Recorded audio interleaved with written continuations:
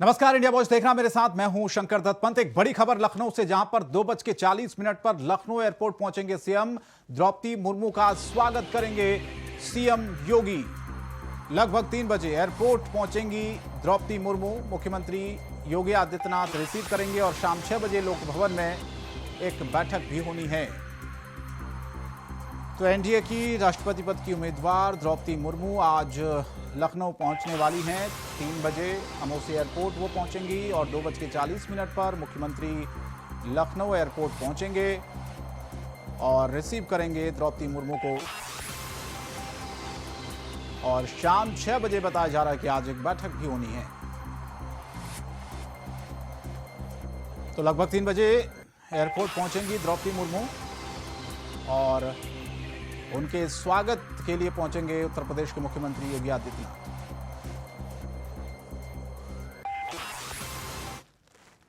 और एक बड़ी खबर रांची से, जहां पर शेल कंपनी और माइनिंग लीज मामले में सुनवाई हुई है। झारखंड हाईकोर्ट में मामले की सुनवाई हुई है। जेएमएम विधायक और सीएम हेमंत सोरेन के भाई को नोटिस जारी किया गया है।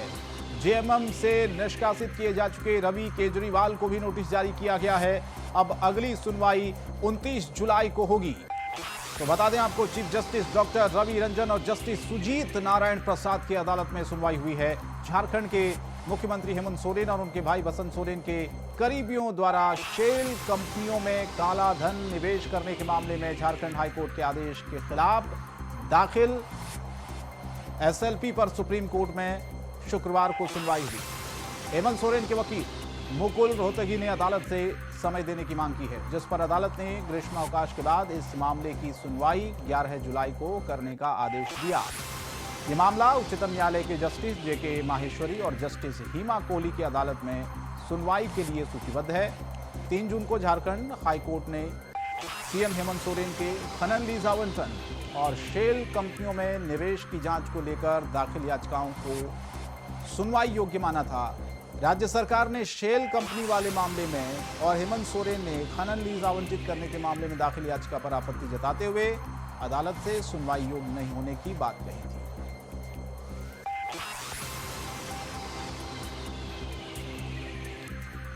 तो शेल कंपनी और माइनिंग लीज मामले में सुनवाई हुई है। बता दें आपको, जेएमएम से निष्कासित किए जा चुके रवि केजरीवाल को भी नोटिस जारी किया गया है और 29 जुलाई को अब इस पूरे मामले की अगली। चित्रंजन हमारे संवाददाता ज्यादा अपडेट के लिए फोनलाइन पर जुड़े हैं। चित्रंजन, कौन से मामले थे जिन पर सुनवाई हुई है और क्या कुछ नोटिस कोर्ट की तरफ से दिए गए हैं? ये सेल कंपनी मामले पर सुनवाई है। सेल माइनिंग और मामले पे, तीनों मामले पर संयुक्त रूप से हाईकोर्ट में सुनवाई चल रही है। हालांकि आज जो सुनवाई वो सेल कंपनी मामले पे नोटिस जारी करते हुए चीफ जस्टिस ने कहा है कि नोटिस जारी किया है हेमंत सोरेन, मुख्यमंत्री हेमंत सोरेन के भाई बसंत सोरेन को और जेएमएम के जो पूर्व कोषाध्यक्ष थे रवि केजरीवाल, इनको नोटिस जारी किया है। नोटिस में डीसी को रिपोर्ट सौंपनी है। ये लोग डीसी को रिपोर्ट सौंपेंगे, फिर डीसी के माध्यम से कोर्ट में रिपोर्ट जाएगी। इन लोगों को फाइनल जो रिपोर्ट जमा करना है वो डीसी को 29 तारीख तक सारे रिपोर्ट जमा कर लेना। और इसमें खास बात आज ये भी रही कि ईडी को भी जो चार्जशीट दाखिल करने की बात कही गई, तो 29 तारीख तक ईडी को भी अपना पक्ष में चार्जशीट दाखिल कर लेनी है। और पूरे मामले पे आशंका जताई जा रही थी कि आज दूसरे पक्षों को भी पूरे डिटेलिंग के साथ सुनवाई सुनी जाएगी, लेकिन किन्हीं कारणों के कारण आज उन सारे विषयों पर दूसरे पक्षों को नहीं सुनी गई। पिछली सुनवाई में ही, अगर पिछली सुनवाई की हम बात करें तो पिछली सुनवाई में कोर्ट ने राजीव कुमार के पूरे पहलुओं को सुना था। उसके बाद जो मुख्यमंत्री के जो अधिवक्ता हैं कपिल सिब्बल जी, जो वरिष्ठ अधिवक्ता है, वो कुछ पक्ष को रखे थे, तो आज उनको अपनी बातों को रखना था। फिर ईडी को भी अपना पक्ष रखना था। हालांकि किन कारणों से वो उस पर बात नहीं हुई और इन मामलों पर सेल कंपनी मामले पे कोर्ट ने इनको नोटिस जारी करते हुए कहा कि इनको पूरा कंप्लीट फाइल करना है। जी। और रवि केजरीवाल की, चित्रंजन, क्या भूमिका इसमें बताई गई है और अब अगली सुनवाई कब होनी है इस मामले की? जी, रवि केजरीवाल जेएमएम के पूर्व कोषाध्यक्ष रहे हैं। हालांकि अभी वो पार्टी से निष्कासित हैं। तो कई सेल कंपनियों के मामले पे ईडी ने भी इनसे पूर्व में ही इनसे पूछताछ के लिए इनको बुलाया था और ईडी का ऐसा कहना है कि कई अहम जानकारियां रवि केजरीवाल ने ईडी को दी है।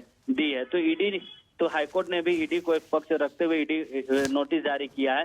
और एक अहम रवि केजरीवाल पर है कि कई सेल कंपनियां इनके नाम पर थी और जिस पर पैसे लगाए गए थे, तो इन पर भी ऐसे कई आरोप लगे हुए हैं और ये जेएमएम के बहुत करीबी माने जाते रहे हैं पूर्व के समय में। हालांकि अभी ये पार्टी से निष्कासित है और पूरे मामले की अगली सुनवाई 29 तारीख को होगी। जी चलिए, बहुत बहुत धन्यवाद चितरंजन कुमार इस तमाम जानकारी के लिए। और बढ़ते आगे, लखीमपुर खीरी में तिकुनिया हिंसा से जुड़ा हुआ मामला है। आरोपी आशीष मिश्रा की जमानत अर्जी पर सुनवाई हाई कोर्ट की लखनऊ बेंच में आज सुनवाई होगी। जस्टिस कृष्ण पहल की बेंच में सुनवाई होनी है। किसान पक्ष की तरफ से 3 वकील जमानत का विरोध करेंगे। तो आशीष मिश्र के पक्ष में अधिवक्ता ब्रिजमोहन सहाय और सलील श्रीवास्तव दलील देंगे। तो आज सुनवाई होनी है। बता दें आपको, आरोपी आशीष मिश्रा की जमानत अर्जी पर सुनवाई की जाएगी और किसान पक्ष के जो वकील हैं वो विरोध करेंगे जमानत अर्जी का। और फिलहाल आपको बता दें कि जिस तरह से पूरा मामला सामने आया था, उसके बाद लगातार कई सारे सवाल इस मामले से जुड़े हुए किसानों ने लगातार उठाए और आखिरकार फिर आशीष मिश्रा जिसकी गिरफ्तारी हुई और अब जो किसान पक्ष की तरफ से 3 वकील जो बताए जा रहे हैं वो जमानत का विरोध करेंगे। लेकिन आज जमानत अर्जी पर आशीष मिश्रा की सुनवाई होनी है।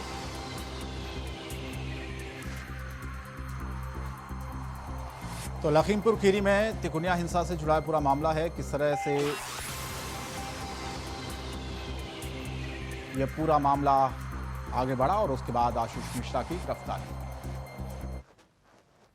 कांग्रेस विधायक डॉक्टर इरफान अंसारी ने एक बार फिर से अपनी ही सरकार और सरकारी मशीनरी पर सवाल खड़े किए हैं। आपको बता दें कि इस बार इरफान अंसारी ने बालू की अवैध निकासी को लेकर सरकार और अधिकारी दोनों को घेरा है।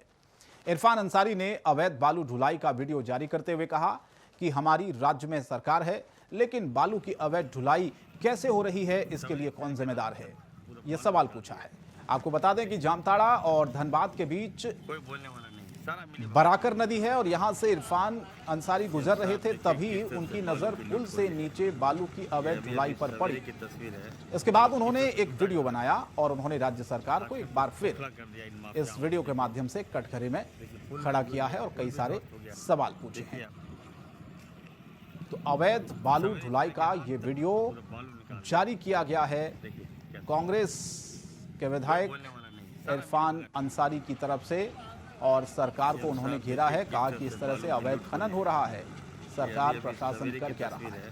बालू किस तरह से लूटा जा रहा है, बालू झारखंड को खोखला कर दिया इन माफियाओं ने। देखिए पुल भी गिर गया, पुल भी ध्वस्त हो गया। देखिए आप सवेरे से लेकर रात तक पूरा बालू निकाल लिया।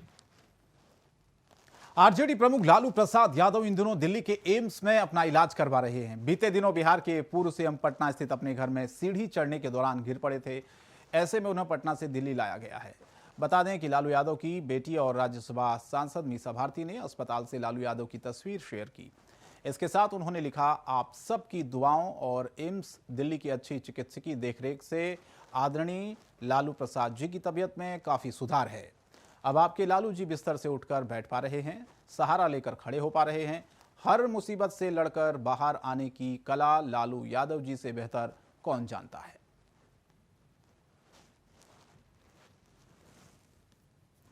तो लालू यादव की सेहत में सुधार हो रहा है। ये एक तस्वीर मीसा भारती ने ट्वीट की है सोशल मीडिया पर। उन्होंने डाली है लालू प्रसाद यादव की हल्की सी मुस्कान उनके चेहरे पर है और सहारे से वो बैठ भी पा रहे हैं, उठ पा रहे हैं। पहले हालांकि जब पारस अस्पताल में वो एडमिट थे उस समय उनकी स्थिति थोड़ा सा गंभीर बनी हुई थी और उनको फिर दिल्ली लेके आया गया, एम्स में एडमिट किया गया और उसके बाद उनकी सेहत में अब सुधार आया है और उसके बाद ये तस्वीरें शेयर।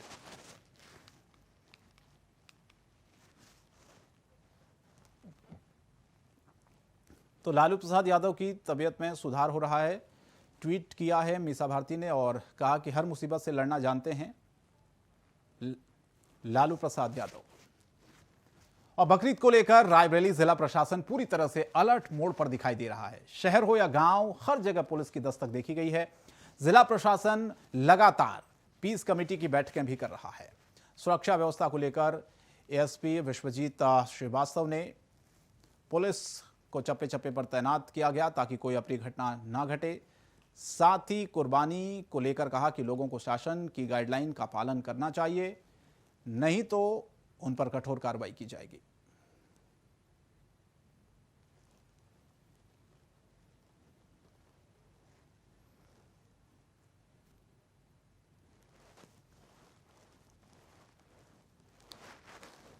तो रायबरेली में भी प्रशासन ने पूरी तैयारियां की हुई हैं त्योहार को देखते हुए, क्योंकि बकरीद का त्यौहार आने वाला है और प्रशासन भी पूरी तरह से अलर्ट मोड पर है। किसी तरह की ऐसी घटनाएं ना हो और शांतिपूर्ण तरीके से त्यौहार को मनाया जाए, इसीलिए प्रशासन ने बाकायदा सुरक्षा के इंतज़ाम किए गए हैं।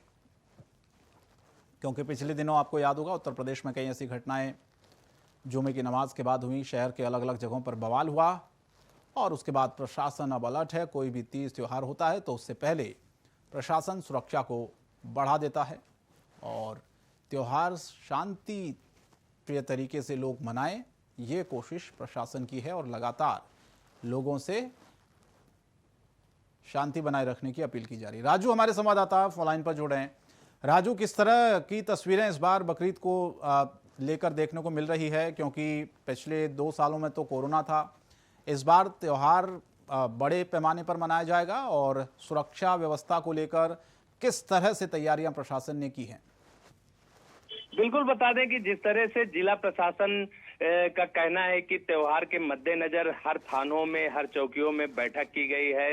हिंदू और मुस्लिम दोनों के गुरु जो भी लोग होते हैं उनको बुलाकर मीटिंग की गई है कि आने वाले त्योहार में भी त्योहार को संपन्न कराने में किसी प्रकार की बाधा ना उत्पन्न हो और आपसी मतभेद ना पैदा हो, इसलिए हिंदू और मुस्लिम दोनों तरफ से लोगों को बुलाया गया और चौकियों और थानों में बैठाकर बातें भी की गई, वार्तालाप किया गया और लोगों के द्वारा सजेशन भी लिया गया कि क्या किया जाए तो और अच्छा बेहतर ढंग से त्योहार को निपटाया जा सके। और वहीं आपको बता दें कि जिला प्रशासन ने जैसे कुर्बानियां होनी है वो पर्दे के अंदर होंगी, इस तरह की जो कवायद है, जो शासनादेश है, उनके पालन कराने को लेकर लोगों के बीच में बातें रखी गई हैं। और अगर बात की जाए प्रशासन की तो त्योहार के मद्देनजर आज जुम्मे की नमाज में भी पूरी तरह से प्रशासन अलर्ट दिखा। हर मस्जिदों में हर जगह जो है पुलिस बल तैनात दिखाई दिया और त्योहार के दिन, खास तौर से जो त्योहार की बात की जाए तो त्योहार के दिन पुलिस अलर्ट रखा गया है, पीएससी भी तैनात करने की बात कही गई है। तो इस तरह से सुरक्षा व्यवस्था को देखा जाए तो सुरक्षा व्यवस्था पूरा पुख्ता इंतजाम किया गया है कि कहीं किसी प्रकार की समस्या न पैदा हो, किसी प्रकार का विवाद न उत्पन्न हो। और ऐसे लोगों को भी चिन्हित किया गया है जो दंगाई लोग हैं, जो अराजक तत्व हैं, उनको भी चिन्हित किया गया है, उनको थाने बुलाकर हिदायत दी गई है। तो इस तरह की ढेर सारी तैयारियां जिला प्रशासन ने कर ली है और इसी के मद्देनजर मीटिंग भी करके लोगों को चेतावनी दी है और लोगों को बताया भी गया है कि त्योहार को सकुशल संपन्न कराया जा सके। और बाजारों में किस तरह की रौनक इस बार देखने को मिल रही है, क्योंकि कोरोना के बाद ये बड़े पैमाने पर इस बार मुझे लगता है कि बाजार सजे हुए हैं और खूब जो खरीदार हैं वो बाजारों में पहुंच भी रहे होंगे। जी बिल्कुल, बात की जाए तो बाजारों में सेवइयां और जो चूड़ियां, जो इस तरह की मतलब ढेर सारे सामान होते हैं, त्योहार से संबंधित जितने भी सामान होते हैं उसको लेकर सजावट दुकानदारों द्वारा की गई है और दुकानदारों में उत्साह देखा जा रहा है। वहीं अगर देखा जाए तो जो खरीदने वाले लोग हैं, जो स्थानीय लोग हैं, उनका जमावड़ा भी दुकान पे दिखाई दे रहा है। हालांकि बात की जाए तो जैसे दोपहर का समय होता है तो दोपहर के समय में लोगों का आना जाना कम होता है, लेकिन सुबह और शाम के बीच में जो लोगों की भीड़ है वो भारी संख्या में भीड़ बाजारों में मौजूद दिखाई देती है। बहुत बहुत धन्यवाद राजू तिवारी इस तमाम जानकारी। और खबर बलिया से, जहां पर प्राथमिक स्कूल के अध्यापक और कर्मचारियों की बड़ी लापरवाही सामने आई है, जहां पर कक्षा 1 में पढ़ने वाला छात्र क्लासरूम में ही सो गया, जिसके बाद पूरे स्कूल के शिक्षक और स्टाफ बिना देखे बच्चे को विद्यालय के क्लासरूम में ही बंद कर घर चले गए। काफी देर बाद छात्र के घर न पहुंचने से छात्र के घर वाले खोजबीन करते हुए स्कूल पहुंचे। तब विद्यालय के कमरे में झांक कर देखा तो बेंच के अंदर बच्चे का पैर दिखाई दिया, जिसके बाद परिजनों ने ग्रामीणों की मदद से ताला तोड़कर बच्चे को बाहर निकाला। इस मामले में खंड शिक्षा अधिकारी का कहना है कि मामले का स्थलीय निरीक्षण कर लिया गया है और कार्रवाई के लिए उच्च अधिकारियों को रिपोर्ट भेज दी गई है।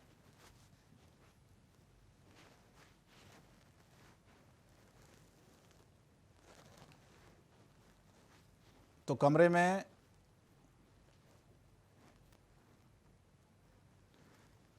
सर्वेश हमारे संवाददाता बलिया से जुड़े हैं फोन लाइन पर। सर्वेश, ये बहुत बड़ी लापरवाही है, किस तरह से बच्चा वहां पर था अंदर और बाहर से ताला लगा दिया गया, क्या है ये पूरा माजरा?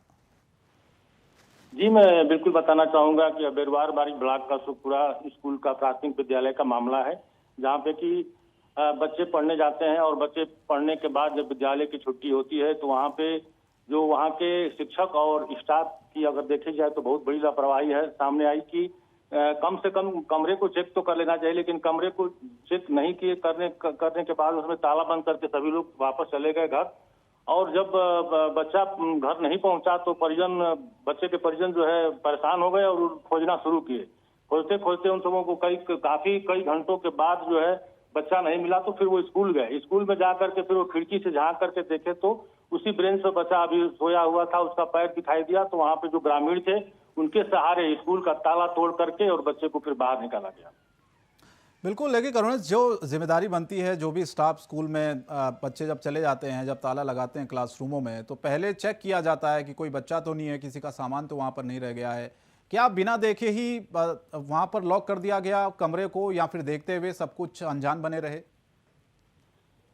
जी, अगर देखा जाए तो लापरवाही तो स्कूल के शिक्षक और जो कर्मचारी हैं उनकी बिल्कुल है, क्योंकि कमरे को चेक नहीं किए, बिना चेक किए हुए ही ताला बंद करके चले गए।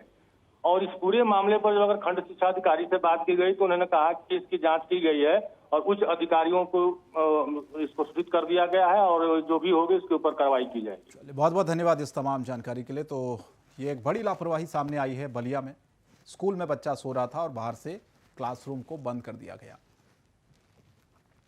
आगे बढ़ते, मोतिहारी में 2 दिन पहले बेखौफ अपराधियों ने 2 सगे भाइयों की हत्या कर दी, जिसके बाद आज सुबह बिहार सरकार के पूर्व मंत्री महान चंद्र प्रसाद सिंह परिजनों से मिलने पहुंचे। बता दें कि पूर्व मंत्री ने मृतक के पिता से मुलाकात कर उन्हें सांत्वना दी और कहा पुलिस निष्क्रियता के कारण अपराधी बेलगाम हो गए हैं। अगर पहले की हुई घटना को पुलिस गंभीरता से लेती तो आज 2 सगे भाइयों की जान नहीं जाती। साथ ही उन्होंने सरकार से पीड़ित परिवार को मुआवजा देने और छोटे बच्चे की पढ़ाई और भरण पोषण की मांग की। काम के लिए सरकार को मदद करना चाहिए और मुआवजा की राशि पर्याप्त देना चाहिए।